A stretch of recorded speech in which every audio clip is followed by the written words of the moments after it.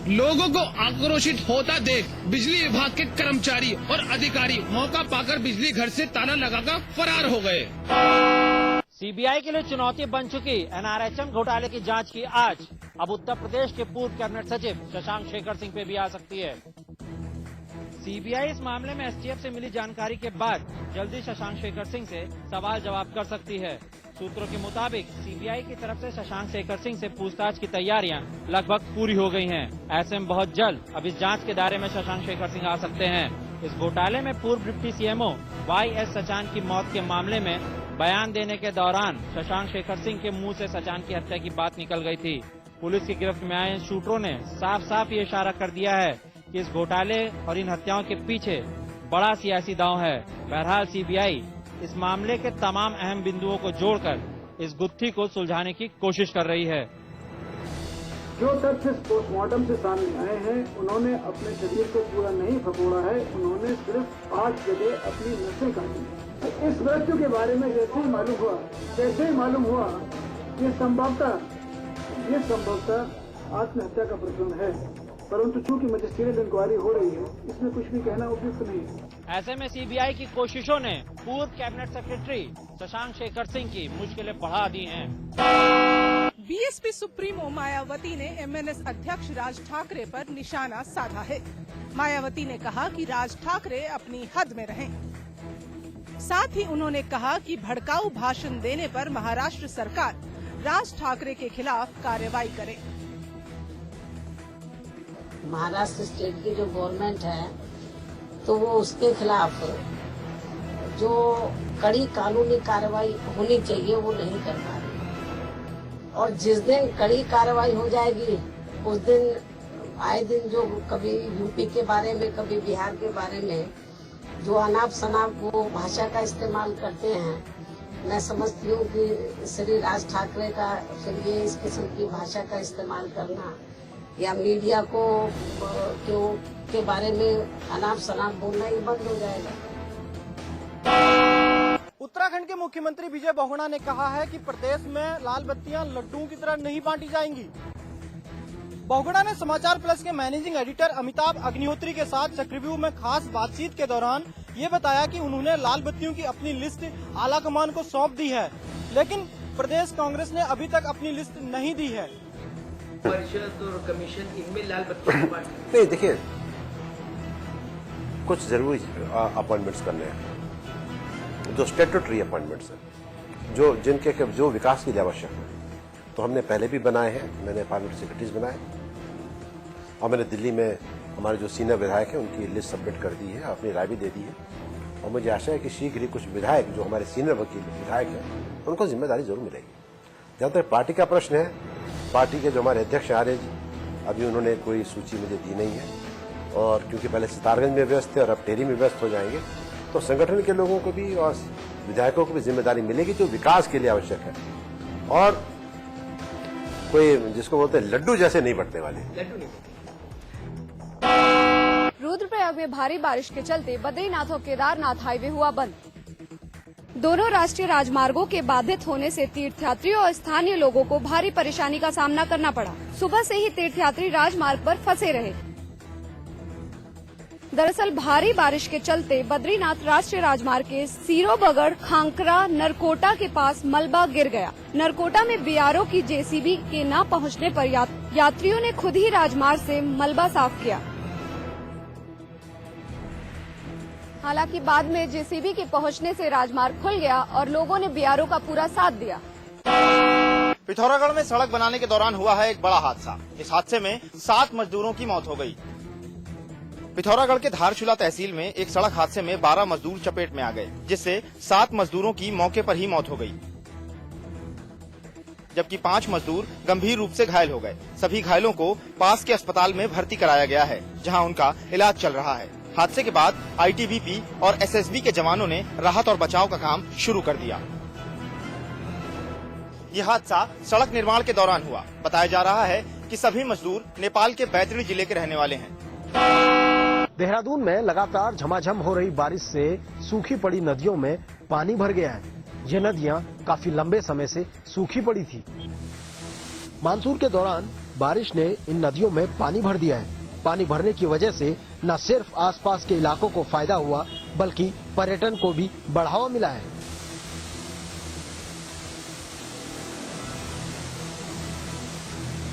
नदियों के गुलजार होने से सैलानी प्रदेश का रुख कर रहे हैं। देहरादून और मसूरी की अगर बात की जाए, यहाँ पर अब पर्यटकों की भीड़ देखी जा सकती है। वहीं नैनीताल और रानीखेत में भी पर्यटक प्रकृति के नजारों का लुत्फ उठाने के लिए पहुंच रहे हैं। श्रीनगर के गोला बाजार में मोबाइल टावर में लगी भीषण आग इतनी भयंकर थी कि लाखों का माल जलकर खाक हो गया। काफी मशक्कत के बाद आग पर काबू पाया गया। फिलहाल आग बिजली गिरने के कारण लगी बताई जा रही है। सुबह के वक्त एक 3 मंजिला इमारत में बिजली गिर गई, जिससे मोबाइल टावर में भीषण आग लग गई। आग इतनी भयंकर थी कि मोबाइल टावर पूरी तरह जलकर सुहा हो गया। फिलहाल अब नुकसान का अंदाजा लगाया जा रहा है। गाजियाबाद के प्रेमनगर इलाके में एक पड़ोसी ने दूसरे पड़ोसी की मामूली से विवाद के चलते जान ले ली। बताया जा रहा है कि टेंट हाउस मालिक कैलाश गुप्ता की पड़ोस में रहने वाले एक शख्स से कूड़ा डालने को लेकर झगड़ा हुआ। झगड़ा इतना बढ़ गया कि पड़ोस में रहने वाले शख्स ने कैलाश गुप्ता पर वहीं पड़ी ईंटों से ताबड़तोड़ वार कर डाला। जब तक पड़ोसी दूसरे लोग कुछ समझ पाते, तब तक करतार ने कैलाश पर काफी बार वार किया था। घायल कैलाश गंभीर हालत में अस्पताल में भर्ती कराया गया, जहाँ उसकी मौत हो गई। हम काम पे से आए थे, चाय के आने के बाद वहाँ पर पड़ा था कूड़ा। हमने कही ये कूड़ा यहाँ पे कैसे पड़ा है, बस ये बात हुई है। इसके बाद फिर इसको उठा के मेरे भाई को छोटे वाले को उठा के इसको ईंटों में बजा दिया। उसके बाद पापा है तो पापा में ईंट बजा दी। उसके बाद मम्मी को भी मारने लगा। फिलहाल पुलिस ने कैलाश की लाश को कब्जे में ले लिया है और उसकी लाश को पोस्टमार्टम के लिए भेज दिया है। आसाराम बापू के खिलाफ दर्ज मारपीट के मुकदमे में मारपीट की पुष्टि हो चुकी है। पुलिस ने अपनी जांच में यह बात मानी है कि आसाराम बापू ने गुस्से में आकर कैमरामैन पर हाथ उठाया। आपको बता दें कि रविवार को आसाराम बापू ने गाजियाबाद में एक प्रवचन कार्यक्रम के दौरान एक कैमरामैन को थप्पड़ मारा था। आसाराम बापू का 31 अगस्त से लेकर के 2 सितंबर तक रामलीला ग्राउंड कबीरनगर में सत्संग एवं प्रवचन का कार्यक्रम चल रहा था। कल दिनांक 2 सितंबर 2012 को समय लगभग 12:30 बजे एक नामी ग्रामी मीडिया चैनल ने उनका साक्षात्कार का आयोजन किया था। आयोजन के समय संत श्री ने कुछ अपनी बातें रखी, जिस पर वो इशारा करने लगे कि हमारे प्रवचन पर ताली बजाते एवं झूमते श्रद्धालुओं को भी दिखाया जा सके। इस पर कैमरामैन उनकी बात नहीं समझ पाया और बाबा आवेश में आ गए और उन्होंने उसको तमाचा मार दिया, जिससे वो लौटा करके मंच पर गिर गया। कल शाम को हमने इसकी जांच की। जांच से ये इसके बाद इस मामले में कैमरामैन ने आसाराम बापू के खिलाफ मुकदमा दर्ज करवाया था। 5 सालों से डीएवी कॉलेज के अध्यक्ष पद पर मौजूद एबीवीपी में अब 2 फाड़ हो गए हैं।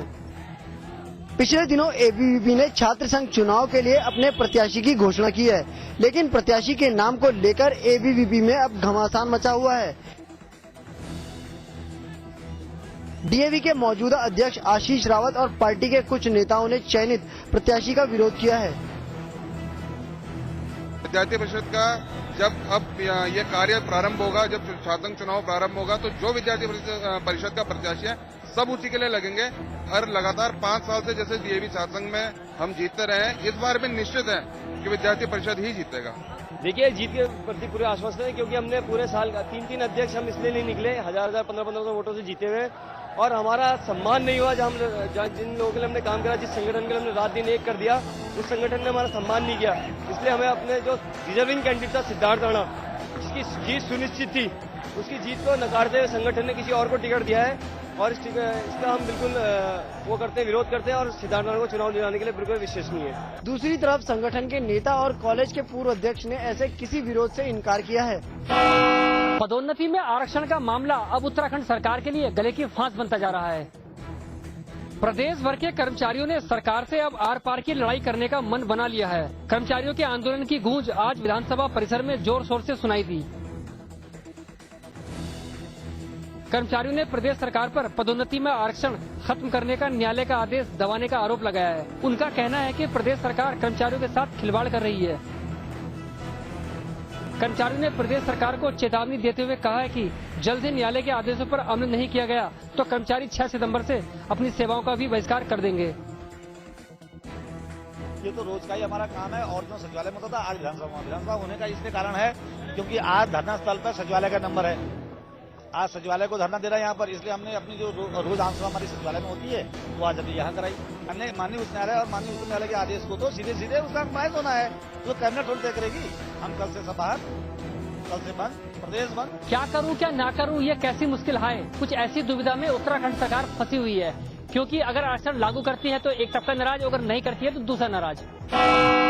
बरेली में 2 युवकों ने एक लड़की पर तेजाब फेंक दिया, जिसके बाद उस लड़की की हालत खराब हो गई। आनंद फानन में लड़की को अस्पताल में भर्ती कराया गया। दरअसल आफ्ताब नाम की लड़की एक परचून की दुकान चलाकर अपने 7 भाई बहनों को पाल रही थी। इस लड़की के पिता का देहांत भी हो चुका है और इसकी मां का मानसिक संतुलन ठीक नहीं है।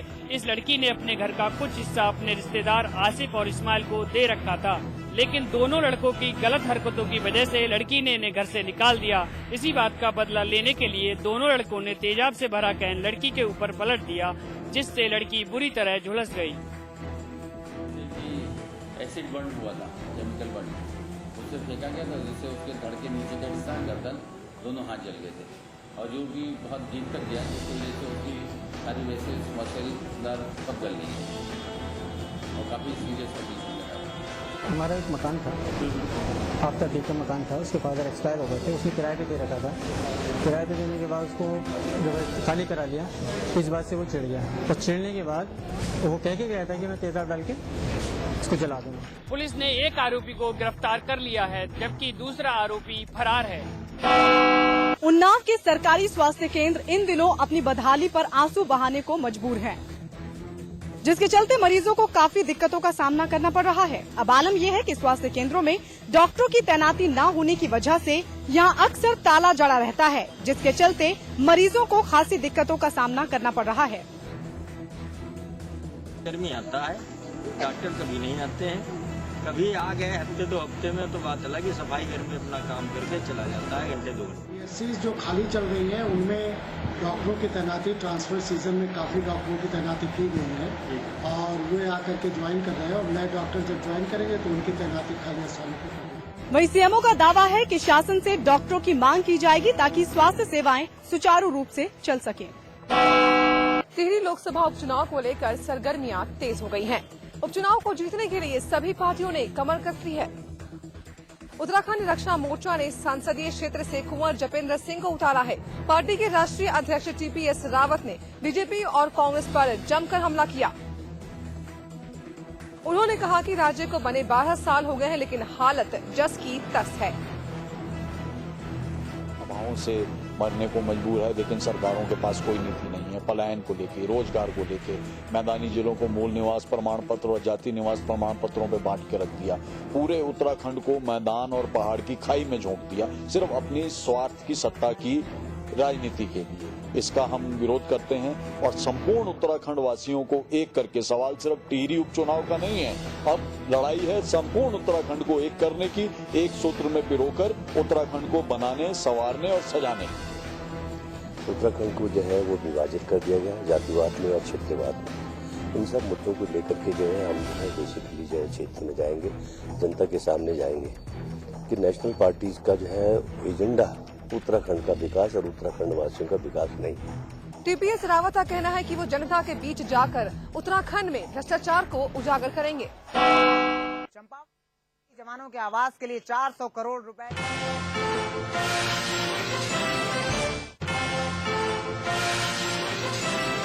और इस वक्त एक बड़ी खबर आ रही है कानपुर से। कानपुर के पनकी फैक्ट्री इलाके में उस वक्त हड़कंप मच गया जब एक केमिकल के खाली पड़े ड्रम गोदाम में आग लग गई और आग इतनी भयानक थी कि आग की लपटें दूर दराज इलाकों तक उठती दिखाई दे रही है, जिसे देखकर पूरे इलाके में अफरा तफरी का माहौल छा गया। आनंद फानन में आग की सूचना दमकल विभाग को दी गई तो सूचना पर पहुंची लगभग 8 दमकल की गाड़ियों ने कड़ी मशक्कत के बाद आग पर काबू पाया। आपको तस्वीरें दिखा रहे कानपुर के पनकी के साइड 4 KB 8 का ये मामला है, जहां पर हवी उल्ला का केमिकल के खाली ड्रम के सफाई का गोदाम है और इस गोदाम में देर शाम आग लग गई। आग लगने के कारणों का अभी खुलासा नहीं हो पाया है।